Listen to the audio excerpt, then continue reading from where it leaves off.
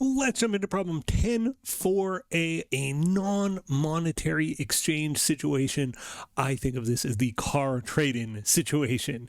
So you are trading in your old car and likely giving up some cash to get a new car. That's a non-monetary exchange with cash paid. It is a little different when cash is received, and we'll look at that in problem 10.5. But when you're paying cash, here's what you need to be thinking about. Does this trade have commercial substance? And commercial substance means, is the use of the new asset significantly different from the old asset? Are the expected returns from the new asset expected to be different? Can be the same type of asset where it's like, oh, we got an old truck, but the new truck's more efficient than the old one, or we got an old truck and the new truck has more capacity or less capacity than the new one. It's got to be different. It can't be like the exact same asset use. If that's the case, it lacks commercial substance. So if it's the exact same asset use, yeah, the useful life might be different, but it's essentially the same thing. That would be something that lacks commercial substance. If a transaction has commercial substance, it means you can experience or record an accounting gain. If it lacks commercial substance, you're not allowed to report an accounting gain.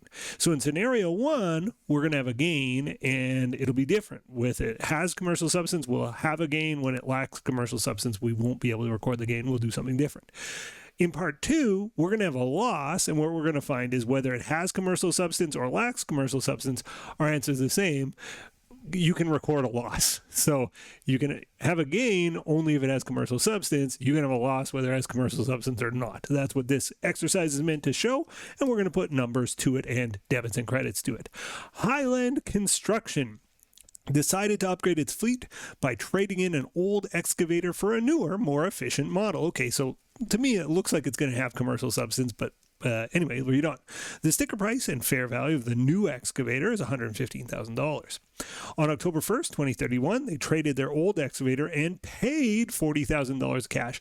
You can make these trades and receive cash, and then it gets a little quirky. We'll look at that, like I said, in problem 10.5. But paying cash, it's pretty straightforward. We paid $40,000 and we gave up our old excavator to get the new one. The accounting records for the old excavator showed cost of $150, accumulated depreciation of $90, and depreciation had been recorded up to the date of the transaction.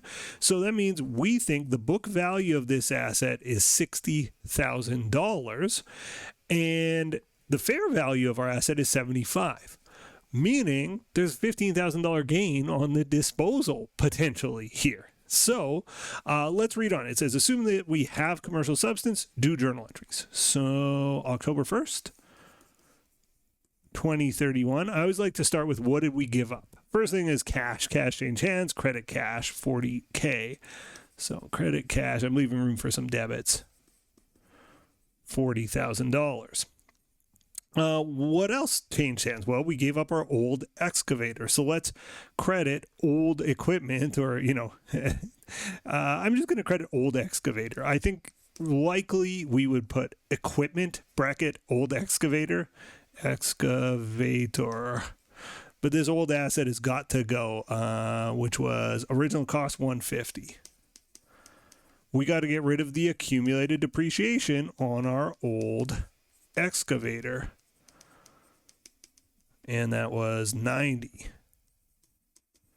Now, here's where the difference comes in between having commercial substance and lacking commercial substance.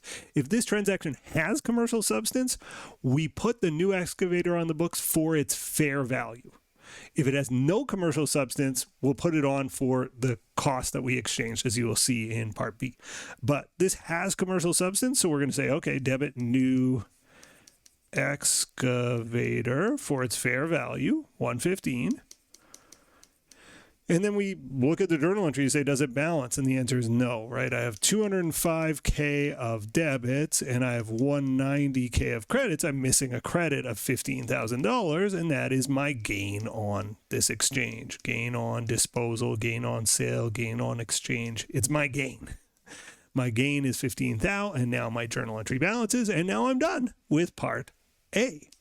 So again, has commercial substance, you're allowed to recognize a gain. Lacks commercial substance, you do the same transaction, no gain. So again, same order. I get rid of what I'm getting rid of. I get rid of my cash, 40,000. I get rid of my old excavator, 150. Again, credit to equipment here might be more appropriate now that I think of it, but I'm in now. Debit AD on my old excavator, 90. And then I don't put the new excavator on the books for its fair value. I put the new excavator on the books for what I exchanged for. What did I pay for the new excavator? Well, I paid 40 grand in cash, and I paid 60 grand of old assets, right? I gave up the book value of 60 grand. So I gave up $100,000 worth of stuff, the stuff with book value of $100,000, 40 grand of cash, 60 grand of new excavator or old excavator. So I debit new excavator for what it's worth, and it's worth, according to this transaction, $100,000. I'm not allowed to experience a gain because I'm just sort of keeping it going. This has no commercial substance, lacks commercial substance. So that's it for the first part. Moving on to part, I'm always like pausing because I think maybe there'll be student questions right now in my classroom, but there's no classroom here, so I'm just going to continue on, assuming there's no questions, or if there are, you can type them in the comments, or you can rewind the video and watch that part again.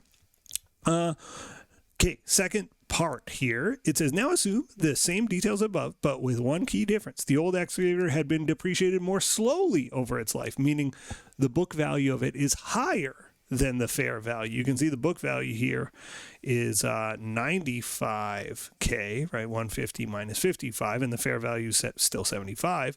So rather than gaining on this, we're going to lose $20,000 on this exchange. Well, if you're in a situation where it's a loss, in the first one, we said, oh, we can't recognize the gain if there's no commercial substance. We can recognize losses no matter what. So let's recognize our loss. C and D are going to be the same answer. Let's do C, and then I'll just discuss why D is the same.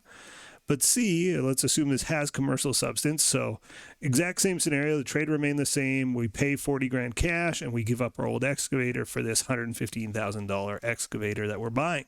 So credit cash to start, $40,000. We're going to credit our old excavator, which was on the books for $150. We're going to debit the accumulated depreciation on the old excavator. I don't know, I'm talking funny now. For 55 this time, right? It had been 90, but now it's 55. And we put the new excavator on the books at its fair value. So if we are in this situation where we can see a loss is coming, we are allowed to put the new excavator on the books for fair value. So we debit new excavator / equipment, 115. And then we do the math and we go, okay, on my debit side, I have $170,000 worth of debits. I have $190,000 worth of credits. I'm missing a debit of $20,000 to make this balance. If we're missing a credit, it would be gain on sale. When we're missing a debit, it's loss on sale, or loss on, I'll say, disposal or trade. And it was $20,000 to make the thing balance, and that's what we figured, right? We gave up $95,000 worth of book value to get $75,000 in fair value. So there we go. Now, if that has commercial substance, we do that. But if it lacks commercial substance, all the same information applies, right? It's not like we have to say, oh, wait, we can't record a gain here. No, we're allowed to record a loss. So you just record it as you see it. You get rid of the old asset, get rid of cash, get rid of the AD on the old excavator and the old excavator, debit the new excavator for its fair value. And guess what? The loss is exactly the same. So I'm going to say C and D, same answer.